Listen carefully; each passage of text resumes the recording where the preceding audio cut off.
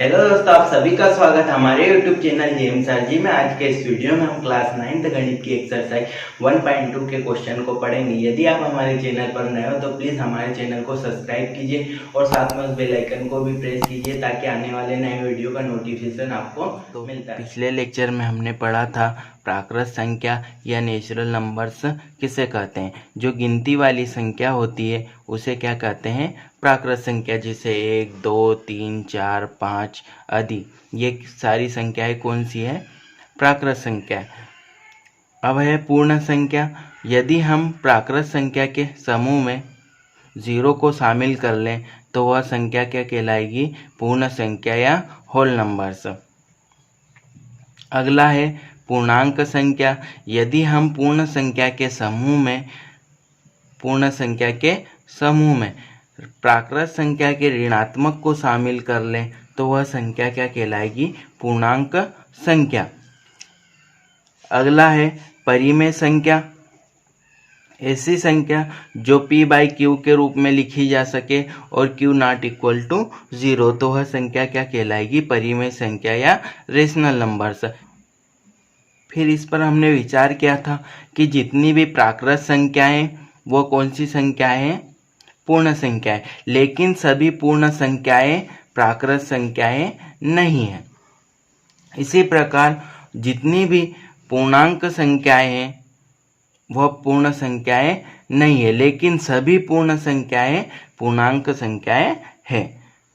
इन दोनों में भी कि जितनी भी पूर्णांक संख्याएं वो क्या है, परिमेय संख्याएं, लेकिन सभी परिमेय संख्याएं पूर्णांक संख्याएं नहीं है। इन संख्याओं के बाद आता है अपरिमेय संख्या।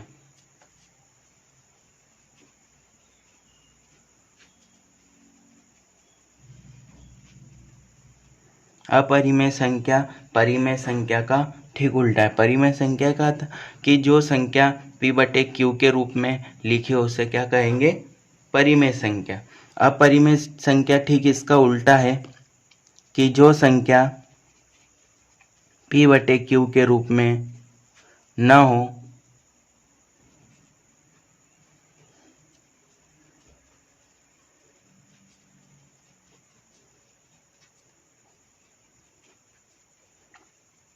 उसे अपरिमेय संख्या कहते हैं।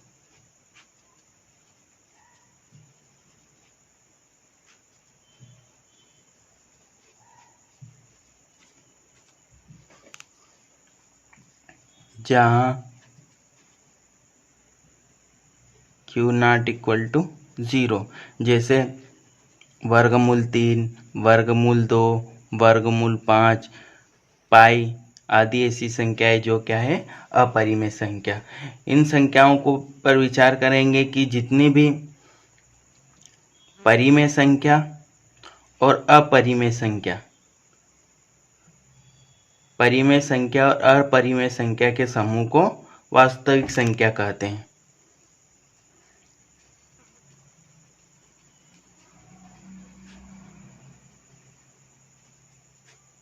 जितनी भी परिमेय संख्या है वो वास्तविक संख्या है और जितनी भी अपरिमेय संख्या है वो क्या है, वास्तविक संख्या है। प्रश्नावली 1.2 का पहला क्वेश्चन है, नीचे दिए गए कथन सत्य है या असत्य है, कारण के साथ अपने उत्तर दीजिए। जिसका पहला क्वेश्चन है, प्रत्येक अपरिमेय संख्या एक वास्तविक संख्या होती है।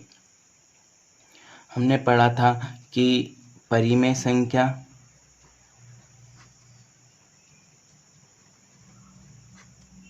और अपरिमेय संख्या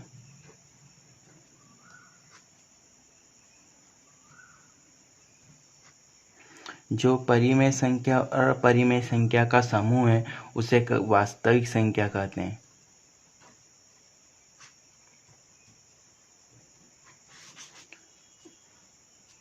जितनी भी परिमेय संख्याएं वो वास्तविक संख्याएं और जितनी भी अपरिमेय संख्याएं वो क्या है, वास्तविक संख्या। तो प्रत्येक अपरिमेय संख्या एक वास्तविक संख्या होती है। यह कथन क्या है, सत्य है।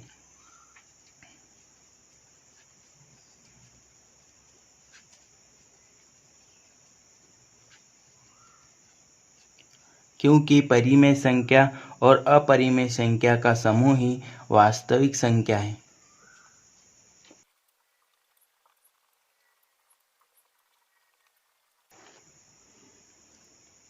इसलिए प्रत्येक अपरिमेय संख्या एक वास्तविक संख्या होती है।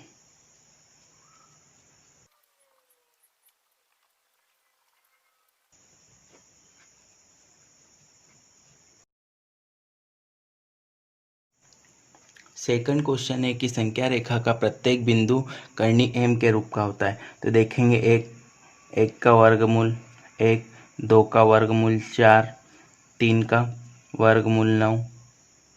हम संख्या रेखा की इस साइड को देखते हैं, यहाँ से पता चलता है कि संख्या रेखा का प्रत्येक बिंदु कर्णी m के रूप का होता है। लेकिन यदि 0 का वर्गमूल क्या होगा? 0 होगा। पर 0 क्या प्राकृत संख्या है? नहीं है। क्यों नहीं? क्योंकि 0 है क्या है? पूर्ण संख्या है। जैसे -1 भी क्या है? प्राकृत संख्या नहीं है, ये क्या है? पूर्ण संख्या है। तो यह कथन क्या है? असत्य है।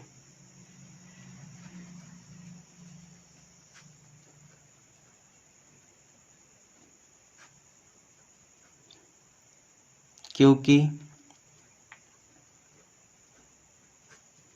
0, -1, -2 आदि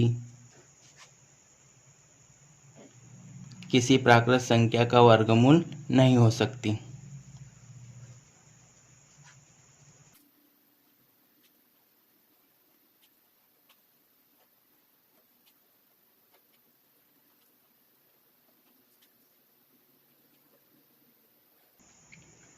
थर्ड क्वेश्चन है कि प्रत्येक वास्तविक संख्या एक अपरिमेय संख्या होती है।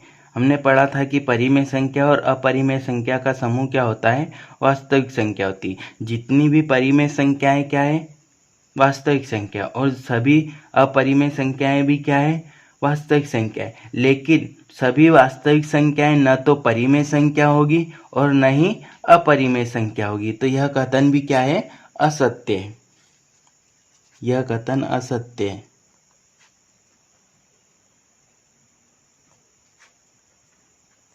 क्योंकि जो वास्तविक संख्या परिमेय होगी वे अपरिमेय नहीं होगी।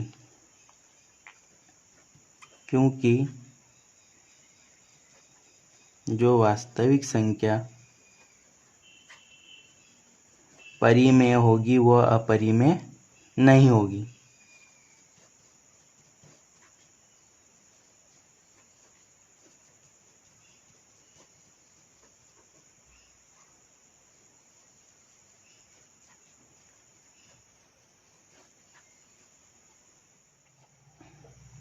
प्रश्न वाली 1.2 का सेकंड क्वेश्चन है, क्या सभी धनात्मक पूर्णांकों के वर्गमूल अपरिमेय होते हैं? यदि नहीं तो एक ऐसी संख्या का वर्गमूल का उदाहरण दीजिए जो एक परिमेय संख्या हो। यहाँ पर हमने पढ़ा था कि वर्गमूल 2, वर्गमूल 3, वर्गमूल 5 आदि कौन सी संख्याएं? अपरिमेय संख्याएं।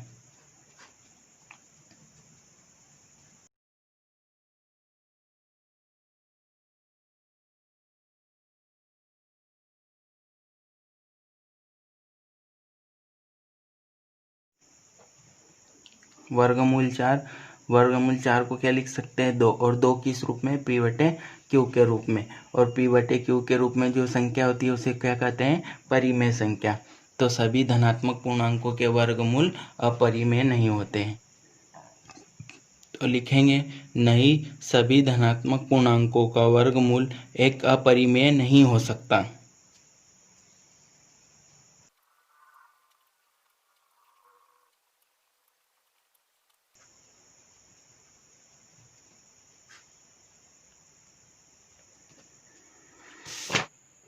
क्वेश्चन नंबर 3 है, दिखाइए कि संख्या रेखा पर वर्गमूल 5 को किस प्रकार निरूपित किया जा सकता है। तो दोस्तों इस क्वेश्चन को करने से पहले सभी को पाइथागोरस प्रमेय आना चाहिए। जिसको पता है ठीक है, और जिसको नहीं पता है वो यहाँ से देख सकता है।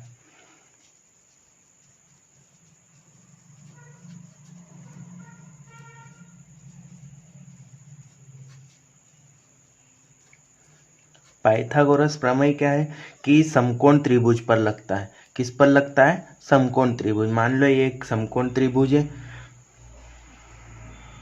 ये है, नीचे वाले हिस्से को बोलेंगे आधार, ये है लंब और ये है कर्ण। ठीक है, मान लो कि यहाँ से यहाँ तक इसकी ऊंचाई 2 सेंटीमीटर है, इसकी ऊंचाई 1 सेंटीमीटर है, तो कर्ण ज्ञात करना है। तो कर्ण ज्ञात करने के लिए पाइथागोरस प्रमेय का एक सूत्र होता है, कर्ण का वर्ग बराबर लंब का वर्ग प्लस आधार का वर्ग। लंब कितना है? 1 का वर्ग। आधार कितना है? 2, 2 का वर्ग। ठीक है, 1 का वर्ग कितना होगा? 1, 2 का वर्ग कितना होगा? 4, 1 और 4 कितने हो जाएंगे? 5। कर्ण का वर्ग कितना आ गया?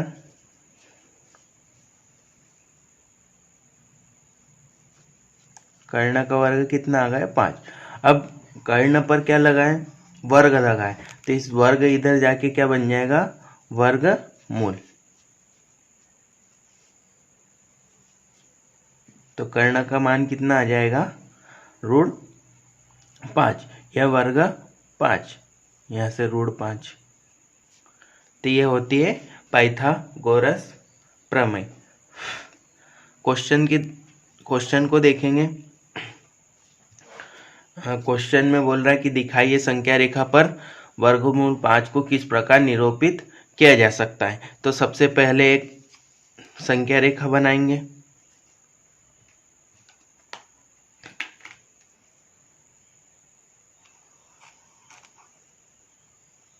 एक संख्या रेखा बनाएंगे, इस बिंदु को नाम 0। हम यहाँ से बिंदु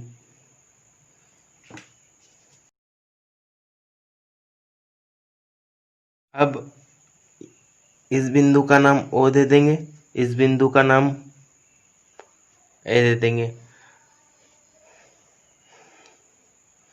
अब यहाँ पर देखेंगे कि वर्गमूल 5 को निरूपित करना है, तो वर्गमूल 5 को हम किस प्रकार प्राप्त कर सकते हैं? क्या लिख सकते हैं? 2 का स्क्वायर, 1 का स्क्वायर। 2 का स्क्वायर कितना होगा? 4, प्लस 1 का स्क्वायर कितना होगा? 1 बराबर 4 और 1 कितना? 5। तो इस प्रकार से हम प्राप्त कर सकते हैं। तो ये 2, तो यहाँ से ये 2 इकाई ले लेंगे, यहाँ पर एक समकोण की रचना करेंगे। 2 इकाई से ये यहाँ से एक समकोण बना ले 90 डिग्री का कोण। अब इस और इस बिंदु को मिला देंगे।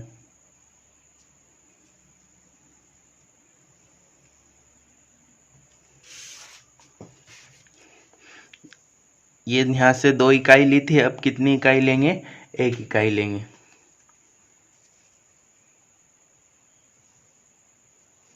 यहाँ से 1 इकाई लेंगे। इस बिंदु का नाम B दे देंगे। बिंदु O से B को मिला देंगे।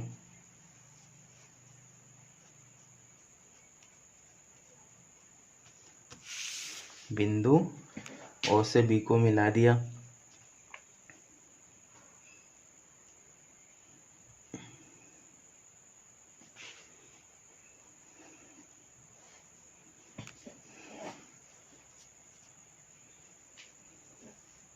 ये यहाँ से यहाँ तक 2 इकाई है, यहाँ से यहाँ तक 1 इकाई है। अब ये क्या बन गया? एक समकोण त्रिभुज। समकोण त्रिभुज में पाइथागोरस प्रमेय लगाएंगे। समकोण त्रिभुज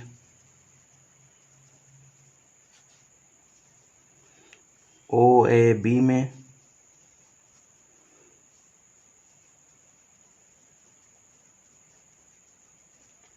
पाइथागोरस प्रमेय से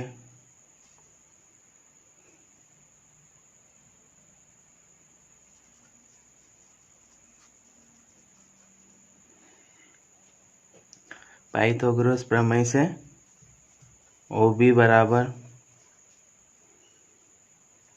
OA का स्क्वायर प्लस AB का स्क्वायर। OA कितना है 2, 2 का स्क्वायर।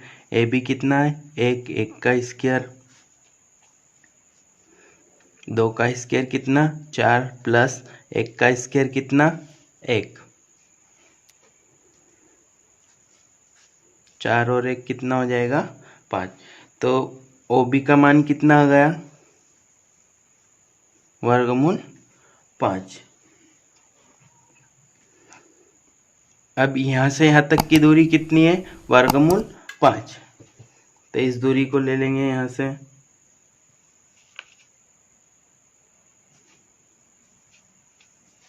और यहाँ से एक चाप बनाएंगे।